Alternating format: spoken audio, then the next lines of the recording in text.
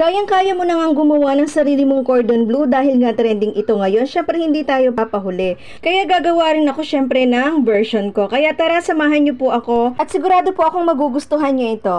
Bali, ito na po yung mixture ko. Nagawa ko na po kanina. Hindi ko na po naipakita. Bali, naka-flash na po sa screen. At ngayon po ay mag-a-assemble na po ako. Bali, gumamit po ako dito ng plastic wrap. Kasi po, ito po yung gagamitin natin para po mahulma yung ating cordon bleu.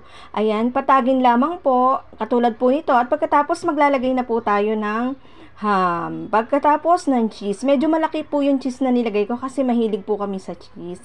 Tapos, ganyan lang po yung gawin natin para maging ganito po siya. Ulit-ulitin lang po hanggang matapos. Bali, naka-apat po akong gawa. At pagkatapos po nan, lalagay ko na po siya sa freezer ng ilang oras. At ito na po, ready na po ito ang lutuin. Napakasarap po nito at napakadali lang pong gawin. Kaya sigurado po akong maiingganyo din po kayong gumawa. Bali, ito po is i-coat muna natin sa harina. Yan po yung first step. At pagkatapos naman po ay sa beaten egg. Bali po yung beaten egg po is naglagay lang po ako ng salt and pepper. At pagkatapos po naman, para sa panghuli ay yung sa breadcrumbs. Ayan, bali dalawa lang po itong nilagyan ko kasi baon lang po ni Kuya yung lulutuin ko ngayon. Nagpainit na rin po ako ng kawali at ng mantika.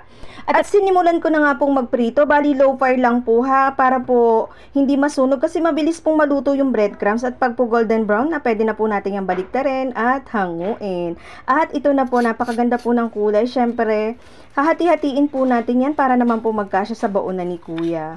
Napakasarap po nito mga mamis at sigurado po akong perfect po ito sa mga handaan, lalo na po sa mga pambaon ng ating mga anak. Dahil nga po ito is healthy at ayan, sobrang po nagustuhan ni Gia. Dahil nga po nagmamadali na ako, hindi na po ako nakagawa ng sauce kaya ketchup lang po muna. Sana nagustuhan niyo po itong recipe ko for today. Thank you po sa panonood. Bukas ulit. Bye-bye!